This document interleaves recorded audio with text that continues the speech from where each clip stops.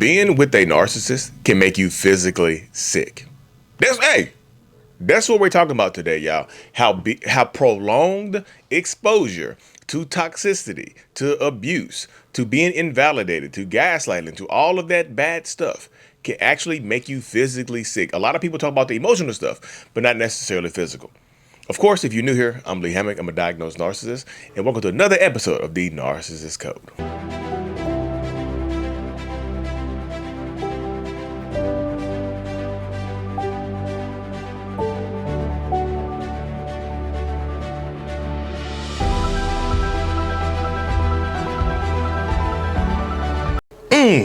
Welcome back, folks. Welcome back. So, the podcast is launched. Go back and watch the very first episode. It's with Miss Natalie, aka Noisy Cricket. I have an interview series on this channel. Go watch it. I'm gonna link it to this one. Y'all can go watch that one. But yes, making you physically sick. I think, of course, I've done a similar video to this before, right? And I've seen other videos about this, but I need to go deeper. I need to dig to another level of depth. When that depth, so I enunciated that depth. I need to go to a different level of depth when I'm discussing this topic, because so many people are here dealing with narcissistic people and then feeling sick, getting hives, getting them near chronic illnesses, or just being down and out, and just don't know why. You know why? Because you're in a toxic relationship, y'all. Y'all know high levels of stress and cortisol can really mess you up. And guess what narcissists bring into your life? High levels of stress and cortisol, right? Because stress leads to cortisol. It releases that. It just does, y'all.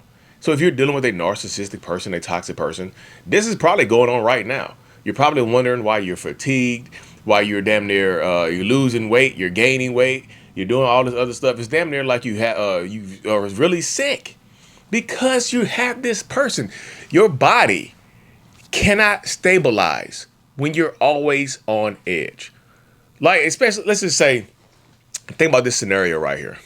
Let's say you're a stay-at-home parent, perhaps, right? Or you have your own job, and you get home earlier than they do. Let's say they get out, they work 9 to 5. You work 7 to 3. You get home at 3:30, they get home at 5:30. When you get home, that first hour or so, you might feel okay. Or if you're a stay-at-home parent, when they're gone, you might feel at peace a little bit, right? A little bit, because you don't have them breathing over your shoulder like a damn hungry pit bull or something like that. You don't have them salivating in your ear, messing with you. So in this aspect of things, when it gets to about 5, when they get let's in this example, they get home at 5:30, right? You might feel okay at 3. You might feel okay at 3:30. But when it gets to 4, 4:30, 5 o'clock, and you know they're off, guess what your body starts to do? Your body starts to react to that.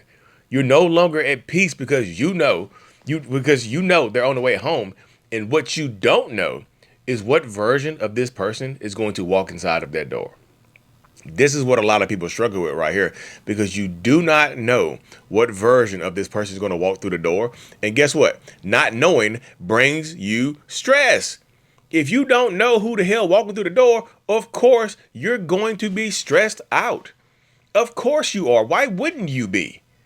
You don't know if they're going to come home angry as hell, pissed off that somebody has done them wrong at work. You don't know if they're going to come home angry as hell because somebody cut them off in traffic, or they got stuck in traffic per se, and they're going to take it out on you and the kids. You don't know if that person if they're having an affair and their affair partner has decided to cut them off.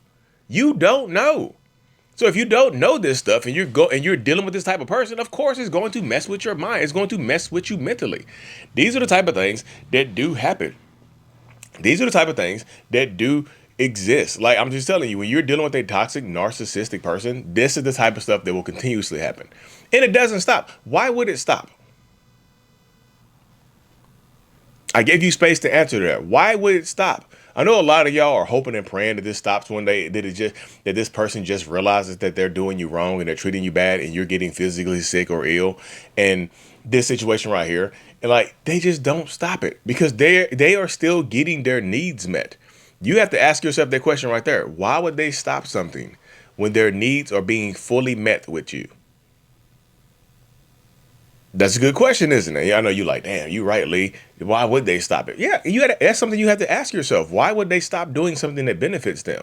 But also, this is the caveat right here. This is kind of like the catch-22 that's going to piss a lot of y'all off. I know you're probably already pissed off, but like, because you probably have experienced these migraine headaches and being sick, or just getting you normally don't get colds or flus or anything like that, but now you get them all the time because your immune system is lower. It is. They lower your immune system. And the crazy about it is, when you get sick, if you get sick and you need assistance, guess who's that's going to further piss off? Them.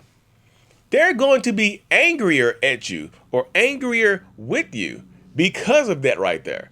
They're going to be pissed off at you or with you because of this exact thing right here. You get sick because of them being in this toxic relationship, right?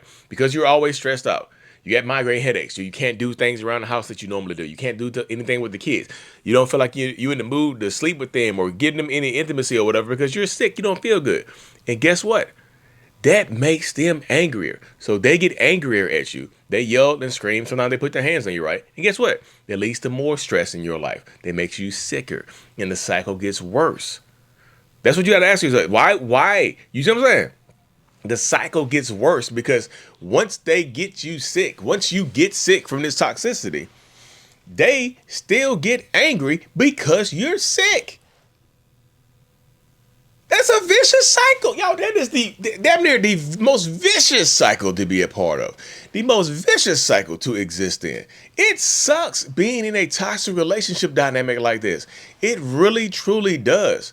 That's something that you're going to have to battle with and deal with in these situations because narcissistic people, toxic people are going to do this.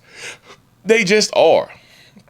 You know what I mean? They don't as long as their needs are being met, they don't care if you're sick. As long as they're getting what they want, otherwise they don't care that you're sick. You have to be sick and still meet their needs. You don't get an off day. You don't get to take a day off from a toxic relationship. You don't get vacation time. There's no PT, there's no paid time off, no PTO in a toxic relationship. You're going to still have to deal with me. You're still going to have to deal with this. You're still going to have to battle against yourself to stay in this relationship. Now, are there people that will watch this video, realize that the narcissist is making them sick, and still stay with them? Yes, those people truly, truly do exist. Some of y'all might be them. Y'all might see this video like, well, Lee, I don't want to leave. I love this person. They not as bad all the time. I can take a little headache. I can take a little chronic illness. I can take a little this. I can take a little that. Well, you minimize what you're actually going through because you don't want to leave the toxicity, or you don't want to let the toxicity control your life. Because if you can't leave, I know some people can't leave finances and things like that. We were just talking about stay-at-home parents, weren't we? So in these situations right here, you have to understand. It's like you have to learn your damn opponent. Imagine, and I even hate making this video right here. Imagine having to learn how to navigate somebody that's abusing you to protect your mental health, so it doesn't lead to you being physically sick. You know how many people that I've talked to that understood once they woke up to what they were experiencing, they started fighting back in ways that they could fight back. I know everybody's situation is different. I say fight back, I don't mean physically put your hands up and start throwing hands, right? I mean understanding that what they're going to do, and you can't control some of their reactions. Now, some people will get physically abusive, and you always have to watch against that. But if they're doing emotional stuff, just belittling you, trying to talk shit to you, putting you down, or whatever the case may be, you can fight back against that, right? Sometimes you can just try. I know this is gonna sound stupid. Try not to take it personal. Even though it feels like a personal attack, because a lot of times it is, you have to try not to take it personally, because they're going to attack you to put you down, to make you sick, to add stress. But once you get into your mind that this person, they're not even attacking you, they're attacking themselves because they're petulant children internally.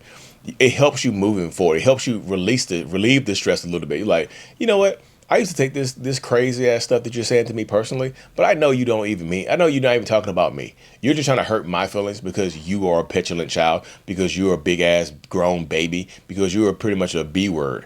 Like this is all you are. You know, you don't have to say that, right? But you can think this, and even thinking it can help set you free. That breathing through it can help set you free emotionally, right? Because you can emotionally detach from people like this while you're still with them. You know, you enter what people refer to as observe, don't absorb. Well, you're paying attention to them. You're not taking it personally. When they say crazy ass stuff to you, when they try to put you down or hurt your feelings, you're observing it. You're not absorbing it because you know it's not real. This is a real person, but the stuff that they're saying is not real because they're just trying to hurt your feelings. They're trying to make you cry. They're trying to get a reaction from you. And the more they get you to react, the more they will keep doing the same things over and over again. You know what I mean? The more you react to them, the more that they feel like they got you bent over a barrel. And I know some of y'all just like, bent over barrels doesn't sound too bad. Just stop it. You dirty minded. Don't you dare. You know what I mean? But it can make you physically sick, man. It can make you lose weight, gain weight, all this type of stuff right here. And everybody's going to handle stress differently. Not everybody gets sick, right? Some of y'all might just like, but when you leave the relationship or they leave you sometimes, you be surprised how your skin clears up. You're like, I used to have the worst acne, but now I'm kind of fly. I used to, the bumps are gone. The headaches are gone because the headache moved out. The headache is with the new supply. The headache is no longer on the premises, right? So stress levels are damn near naturally going to go down a little bit, y'all. Anyways, y'all, make sure you hit the subscribe button. The second and third episode of the podcast will be released next week. I hope y'all had a happy Thanksgiving. Be safe. Take care of yourselves. And as always, mental illness is out. Peace.